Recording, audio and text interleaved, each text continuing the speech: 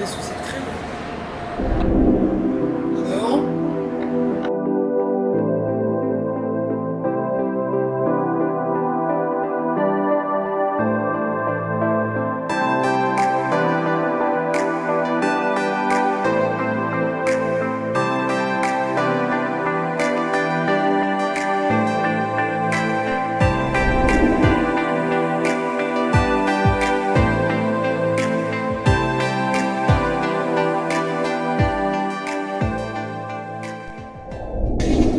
Hello à tous, je suis trop content,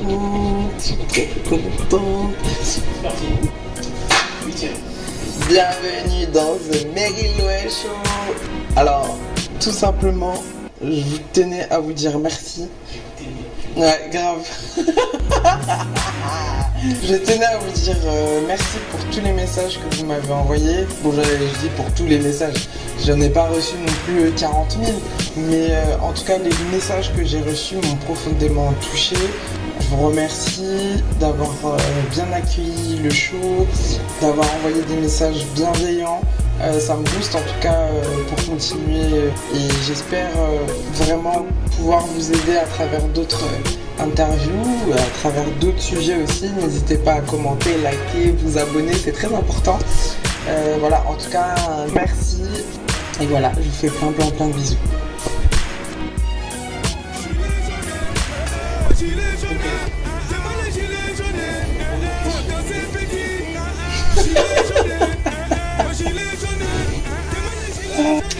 Ce que je pense de la situation actuelle en France, les gilets jaunes là, c'est chaud. C'est très chaud ce qui se passe. Je peux comprendre le mécontentement, mais en même temps, tout ce qui est violence et tout ça, je suis pas pour.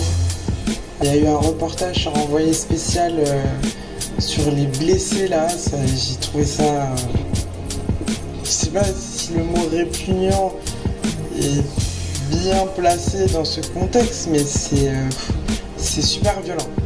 Et de toute façon, politique, c'est perso et honnêtement, pour moi, tout ça, c'est de la poudre de perlimpinpin.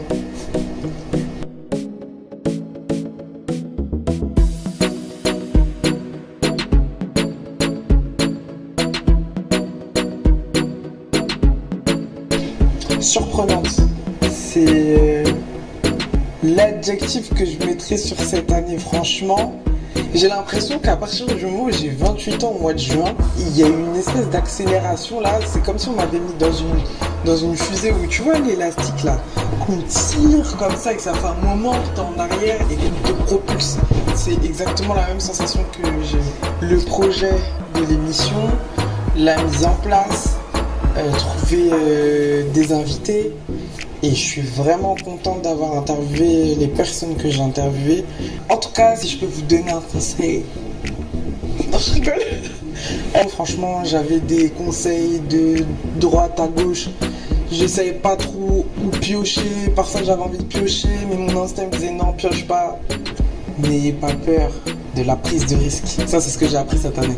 Même si on a l'impression qu'on avance, ça se dit pas, hein, mais qu'on avance à reculons.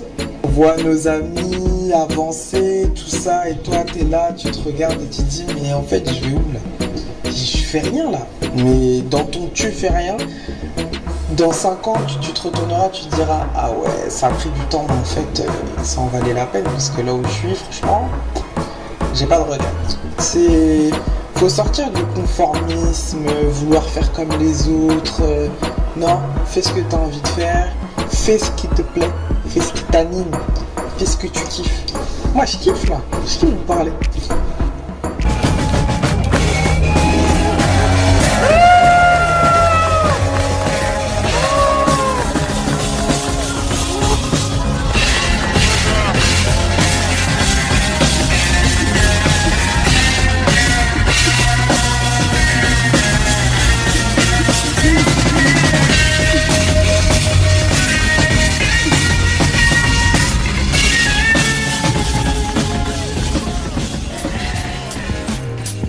Je trouve que c'est une grande avancée.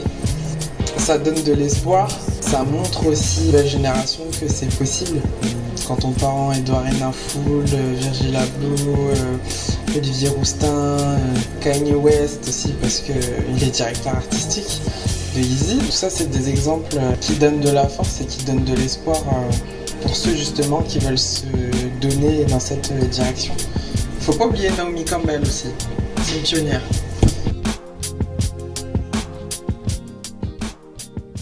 Ce qui m'a le plus choqué cette année, c'est quand tu parles de ton projet, c'est là où aussi il faut faire attention à qui on parle parce qu'on peut être vite dissuadé par le non-verbal des gens ou par un truc comme ça.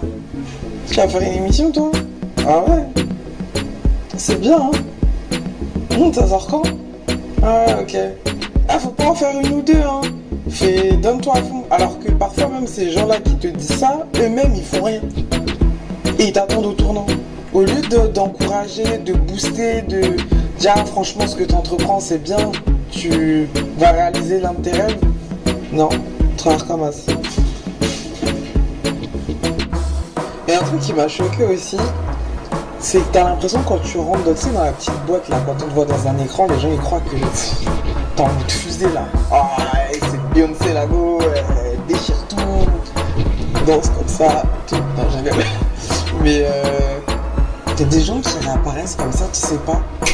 Ils swipe up ou je sais pas ce qu'ils font là, ils viennent comme ça, plein de messages. Ah ça va, tu deviens quoi et tout. C'est bien ce que tu fais et tout, mais la semaine prochaine faut qu'on se voit, faut qu'on fasse un brunch, faut qu'on fasse un dîner là.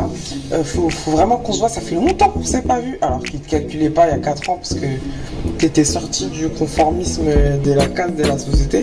Et là maintenant on vient, on te calcule. Ouais ça m'a choqué, ça m'a saoulé aussi. Mais bon c'est pas grave, hein, c'est partie des aléas de la vie. Hein.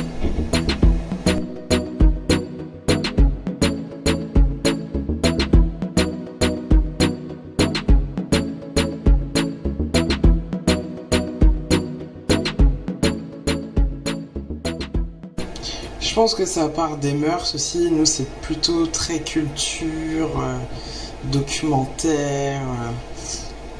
Discuter pour discuter, ça nous intéresse pas. Nous, on aime bien refaire le monde, avoir des sujets, voilà. Tape du poing sur la table, on est là, et nous, on est les grosses têtes pensantes. Et aujourd'hui, il y a une nouvelle génération qui arrive. C'est vrai qu'on est très impacté aussi par ce qui se passe en dehors de la France et on voyage de plus en plus. Donc ça aussi, ça a un réel impact et on est plus attrait aussi à tout ce qui est, enfin du moins la nouvelle génération, tout ce qui est développement personnel, avoir des discussions sur des sujets du quotidien.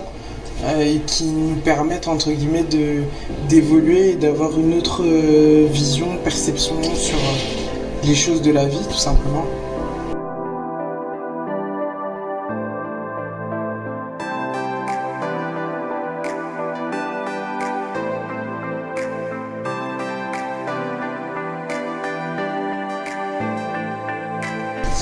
Bonne année, bonne santé, mes meilleurs vœux à tous et à toutes. Non, à toutes et à tous. En tout cas, que vos projets les plus chers se réalisent pour cette année 2019.